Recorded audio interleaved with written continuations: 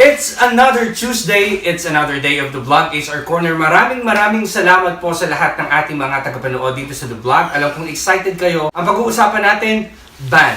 Sino nga ba ang may ban? May ban pa sa Dubai? At paano nga ba mawawala ang ban or possible bang matanggal ito? Lahat po yan, tutukan po ninyo. Ako po si Lance. Ito po ang DuBlog.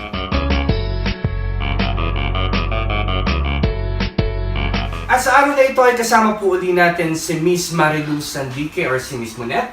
Siyempre po isa sa mga officers ng The Unified Filipino HR Professionals na siyempre pong tumutulong sa atin para maging successful and possible ang ating mga episodes every Tuesday. First of all, Mamunet, this is the second time na magkasama tayo. Yes, maraming salamat na sa kanilang studio o sa kanilang bahay. Maraming salamat sa pagpapatuloy po ng DuBlog Ban. Kapag sinabi nating ban, ang dami-daming tanong. Yan lagi yung nare-receive kong question almost every day. Ano po ba yung mga klase ng ban na meron dito sa UAE? Dalawa lang po ang klase ng ban dito sa UAE. Isang immigration ban at saka po yung labor ban. Immigration and labor. Yeah. Okay. Yung pong labor ban, kasi basically ngayon po, wala na naman talagang labor ban. If you're going to apply for a new employer, let's say nakapag-work na kayo kay employer ng 2 years, kahit lumipat po kayo, when you finish your contract, okay na rin naman po, wala na kayong ban, you won't face any ban. But just in case if meron naman, but if you are in, let's say, meron kayong mga criminal cases, that's immigration ban naman. Immigration naman yan. So, ang pagkakaiba ng dalawa, ang labor ban kasi, you can, automatic yun, that's a 6 months ban. 6 months. Tandaan natin, ang ban is 6 months. Okay. Ang immigration ban naman, ibig sabihin, when you have an immigration ban, hindi ka na talaga pwedeng pumasok sa UAE. Oh, that's forever? That's Yeah. you cannot enter the UAE because this is a criminal case, as you mentioned. Normally it's a criminal offense. Pag yan yung merong retina, yung eye scan, Eye at scan, fingerprints, yes. biometrics, especially meron kasi tayong mga Emirates IDs. So lahat naman kasi ito nakalink siya. So, pag sinabi mong meron kang immigration ban, sa buong UAE yun, hindi sa isang Emirate lang. So yung pagka naman na labor ban, hindi kasi kayo nagkasundo. Di ba kasi ngayon wala na talagang ban? Yun yung isang, I think we need to be clear on that. Kasi sinabi natin, wala nang labor ban. So, ibig sabihin ba nun, nag-join ako ng trabaho ngayon after 1 month, automatically, ayoko na. Lilipat na ako ng bagong trabaho. Wala na ba yung ban talaga? Ganun ba? Meron pa rin siyempre rules to follow. Okay, hindi pwedeng 1 month. Of course, wag naman. At wag yung gagawin yan. Dapat po, as we suggest, dapat po at least matapos mo naman yung kontrata.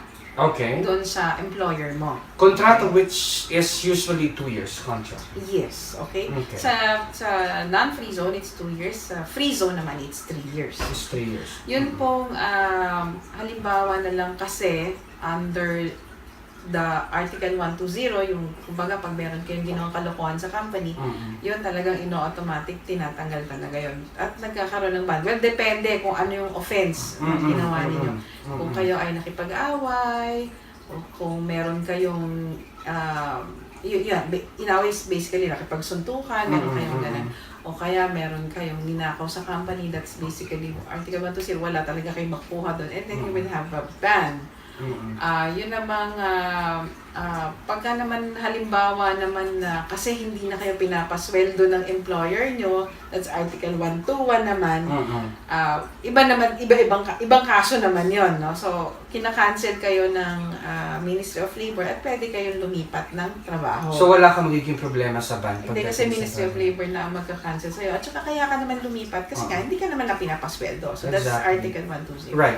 Para lang hindi malito lahat, we've been using jargon. Article 120, Article 121. That we can explain later on. That is another episode na aabangan ninyo dahil importante yan at kailangang ilagay talaga natin sa utak natin. Remember, 120, 121 Article of Labor Law sa susunod na episode yan. Pero balikan natin ang usapan natin sa ban.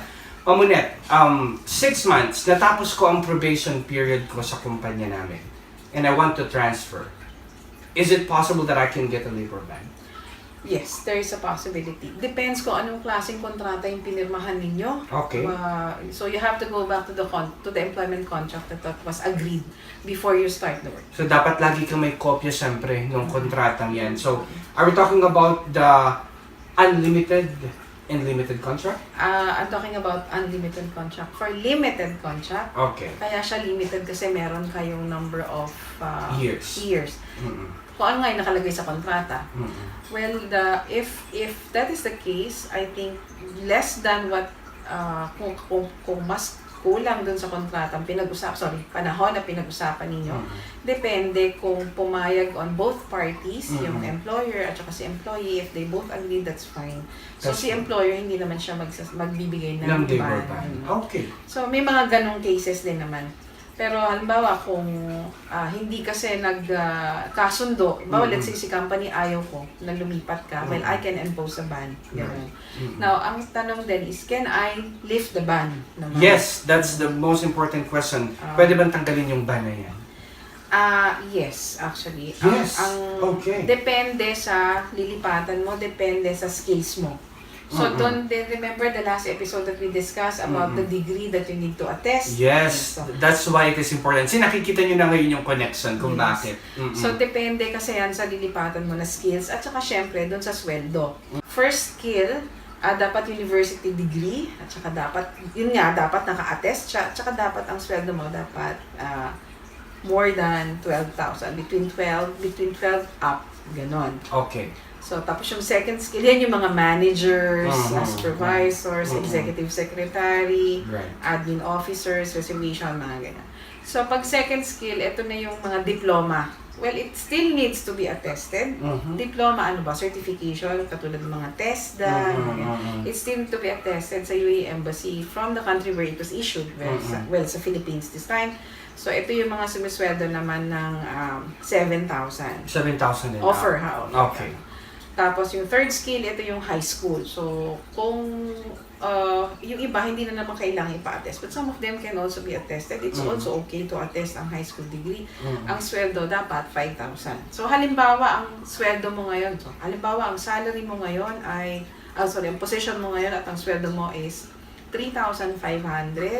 Tapos lilipat ka ng 5,000. Yes, you can lift that ban. There you go. Once you have the degree and it should be attested, so pag-apply ni company, ito yung mga company. Ganon. So the same will follow. Like if you're 5,000 now and you will transfer to 7,000, so mawawala din yung ban. 7,000 going to the first skill level, which is more than 12,000, doon pwedeng ma-lift din yung ban kung sakaling meron ka man. Look, pero of course, what we were discussing is general and basic, but it still depends on the approval of the Ministry of Labor at saka yung MOHRE. Okay. So, disclaimer lang yun, kasi syempre, hindi nyo po kami pwedeng hindi kasi sinabi sa amin, ito kasi. No, it depends on the approver of the person kung nag-apply sila dun sa Ministry of Labor. And like what we always say, if in case that you are not sure about exactly what's happening with you and what to do next, your best friend, as I always say, is 800 MOL. That's 800 MOL. That's the Department of Labor, where you can ask exactly with regards to anything that is related to your visa or related to your employment contract. Matutulungan talaga. Yeah. Or you can visit TASGIL, any TASGIL center. You can ask them of your current status. At kasi hindi ka pwedeng basta nila pumunta ng Ministry of Labor direct. Hindi ka rin naman nila iintindihan. Ang sasabihin nila sa'yo, you have to pass through TASGIL. Ito yung typing center actually. Right. Ito yung kanilang Okay, para lang mas malino kasi in the beginning of this program today, we mentioned that wala nang ban. Hindi naman ibig sabihin kaya yung sinabi namin na after 1 month or 6 months, automatic wala nang ban. Because before, as per the law, kahit mag-resign ka, may ban pa rin na makukuha. After you finish even your contract before, with limited contract, if I'm not mistaken, tama ba?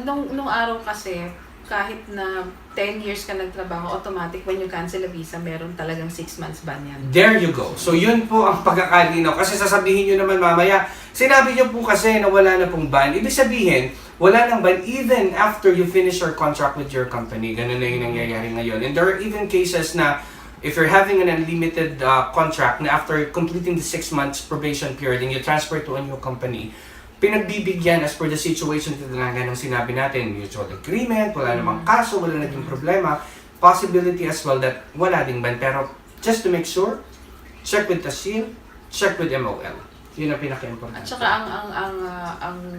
ang government naman, of course, they want you to grow up din. I mean, yung career mo. Kung meron ka nakita na mas better opportunity of what currently you're having, of course, they will not say no. Yes. Kailangan mo lang i-justify. It's a matter of documentations to submit. Ganun lang. Pero kung syempre nagkakaroon ng issue, pag-aaralan pa rin nila yan. This is still subject for their approval. So, ganun. Pero ang pinakamaganda po talaga, alam niyo po bilang isang taga-HR din and would also like to give you an advice bilang isang parang, alam mo yun, who have been here for so long. At saka parang kapatid na din na, alam niyo, tapusin niyo po yung kontrata ninyo. Kasi this is what you agreed in the first place. Right. Tapos kasi gamitin niyo na lang siya as your stepping stone at saka po ang inyong magiging experience para po sa susunod, you know better. Yes, mas maganda yung opportunity, mas maganda yung malilipatan because of your experience. Correct. Last one po, Ma'am Monet. Sa mga kabayan natin na nanonood ngayon, na parang namang problema pa rin when it comes to ban and all this, na hindi na talaga nila kayang tiisin, kailangan nilang mag-resign at lumipat ng trabaho because of some reasons na hindi naman talaga nila ginusto din or mismong ng kumpanya, ano yung mas papayo natin para sa kanila? Kung hindi na talaga, well, it depends kung kayo naman ay minamaltrato, syempre that's a different issue, no? Hindi ko naman pwedeng sabihin na tiisin nyo. Right. Depende kung ano ba talaga yung grabe yung sitwasyon. Ang isa lang na masasabi ko, if you feel that you are violated of your right, nandiyan lagi yung Ministry of Labor to talk to. Okay? Kung meron po kayong maayos-ayos muna na HR, ibig sabihin, normally yan po talaga ang inyong pinupuntahan muna.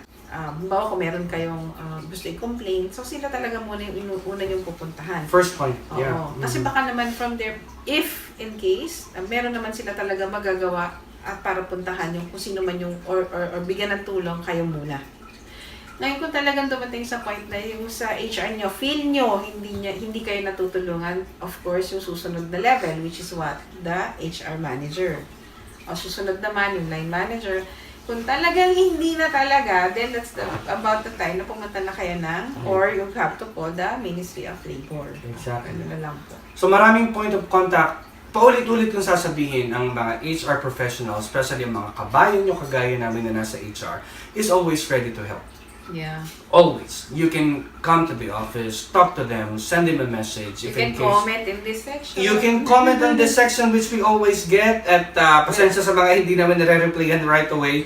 We will get back to you and even call some people if in case that, you know, kung gaano nakagrabe yung kanilang mga problema. We'll try to answer hanggat kaya. Yes. Opo, and soon, hopefully, matutuloy na yung pangarap natin na magkaroon ng isang live DuBlog HR Corner kung saan makakasama po natin yung ilan sa mga HR professionals na pwedeng sumagot ng inyong mga problema. Yes. Since nandito na rin po naman ang pinakabagong organization natin na gusto natin pasalamatan again, the officers of the Unified Filipino HR Professionals.